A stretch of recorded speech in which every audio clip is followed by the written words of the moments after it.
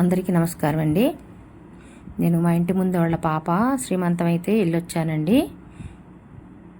వెళ్తూ నేను కూడా మామిడి పండు అవి తీసుకుని వెళ్ళాను.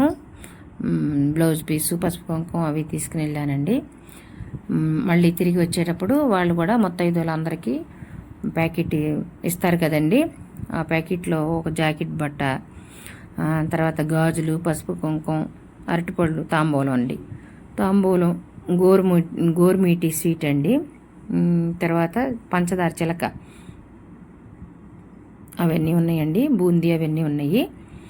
అయితే ఇవన్నీ చూస్తుంటే కొన్ని సంఘటనలు గుర్తొస్తాయండి. కొంతమంది ఉంటారు, చాలామంది, కొంతమంది కాదండి. ఇప్పుడు ఏమన్నా మారిందేమో తెలియదు కానండి, అంతకుముందు ఈ చిన్న వాటి దగ్గర పెద్ద గొడవలు పడతా ఉంటారు. మేము అన్ని స్వీట్లు తెమ్మన్నాం, మేము ఇన్ని స్వీట్లు తెమ్మన్నాం, మీరు ఎన్ని తెచ్చారు. ఇప్పుడు ఎవరైనా తల్లిదండ్రి వాళ్ళ బిడ్డకి పెట్టుకోవాలని చూస్తారు, మంచిగా మన ఉన్న దాంట్లో గ్రాండ్గా చేసుకోవాలని చూస్తారు ఇలాంటి సందర్భాల్లో. కానీ వాళ్ళ తాహతకు మించి గొంతెమ్మ కోరికలు మనం కోరితే పట్టాలని ఏం లేదు కదండి. ఉన్న దాంట్లో సర్దుకోవాలి, అంతేగాని వీటి కోసం గొడవలు పడితే ఆ పిల్ల మనశ్శాంతిగా ఉంటుందండి. గర్భిణీ ఉన్నటువంటి పిల్ల ఆ మనశ్శాంతిగా ఉండదు. ఆ ఎఫెక్టు ఆ కడుపులో ఉన్నటువంటి శిశువు మీద పడుతుంది. ఇలాంటి మన శ్రీమంతం ఇవన్నీ ఎందుకు చేస్తామండి? ఇవన్నీ క్షేమంగా ఉండాలి, తల్లి బిడ్డ ఆరోగ్యంగా ఉండాలి అని చెప్పేసి ఇలాంటివన్నీ చేస్తారు. అంతేగాని మాకు ఇంతంత లడ్డూలు కావాలి, అంతంత లడ్డూలు కావాలి, మీకు ఇన్ని స్వీట్లు కావాలి, అన్ని స్వీట్లు కావాలంటే వాళ్ళకు తగింది వాళ్ళకి తెస్తారు. సరిపెట్టుకుని సర్దుకుపోయే తత్వంలో ఉంటుందండి. మేము అందరికీ పెట్టుకోవాలి, అందరికీ పెడతావు బాగానే ఉంది, అందరికీ పెట్టుకోవాలి, తప్పులేదు. ఇంట్లో ఉన్న కోడళ్ళను క్షేమంగా చూసుకుంటే ముందు అందరూ క్షేమంగా ఉంటారు. ఊరందరినీ క్షేమంగా చూడక్కర్లా, చుట్టాలని, బంధువుల్ని అందరికీ పెడతాం. ఇంట్లో ఉన్న కోడలు మాత్రం పెడితే సహించం మనం కదండి.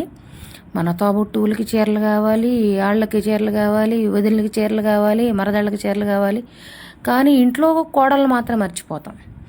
ఇలాంటి పద్ధతులన్నీ మార్చుకుని ముందు కోడలను చూసుకోవాలండి. నా అభిప్రాయం ప్రకారం ముందు మన ఇంట్లో కోడలు క్షేమంగా ఉంటే మనం అందరం క్షేమంగా ఉంటాం. ఊరందరినీ చూసుకోవచ్చు, తప్పులేదు, మనకుంటే చూసుకోవచ్చు. కానీ ఊరందరికంటే ముందు ఇంట్లో క్షేమంగా ఉన్నామా లేదా అనేది చూసుకోవాలి.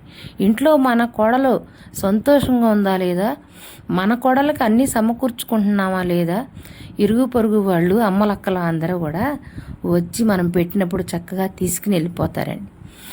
మనల్ని ఎప్పుడు కనిపెట్టుకుని ఉండేది మన బిడ్డలు మాత్రమే కనిపెట్టుకుంటారు.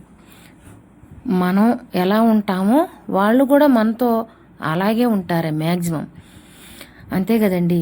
ముందు ఎంట గెలిచి రచ్చగెలవమని ముందు మన కొడుకు కోడలు క్షేమంగా ఉన్నారా లేదా, వాళ్ళకి అన్నీ ఉన్నాయా లేదని చూసుకోవాలి.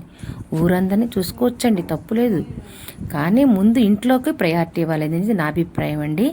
ఇట్లా అనవసరమైన వాటి కోసం కొట్టుకోకుండా అందరూ క్షేమంగా ఉండాలండి. ఈ విధంగా నేను చెప్తున్నానని మరోలా అనుకోవద్దు. ఎందుకంటే ఇప్పుడు పరిస్థితులు మారని, మనుషుల మనస్తత్వాలలో కూడా మార్పు వచ్చిందనమాట.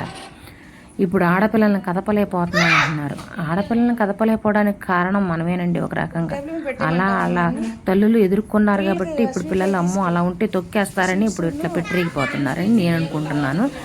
అందరూ క్షేమంగా ఉండాలండి. ఎవరికి ఇచ్చే మర్యాద వాళ్ళకిస్తే అంతా కూడా ఆరోగ్యకరమైనటువంటి వాతావరణం ఇంట్లో ఉంటుంది. ఇంట్లో సంతోషంగా ఉంటే అందరినీ సంతోషంగా ఉంటారు. ఇంట్లో అందరూ హ్యాపీగా ఉంచితే దేశానికి, మనం సొసైటీకి సేవ చేసినంతటువంటి పుణ్యం అన్నమాట. ఈ విధంగా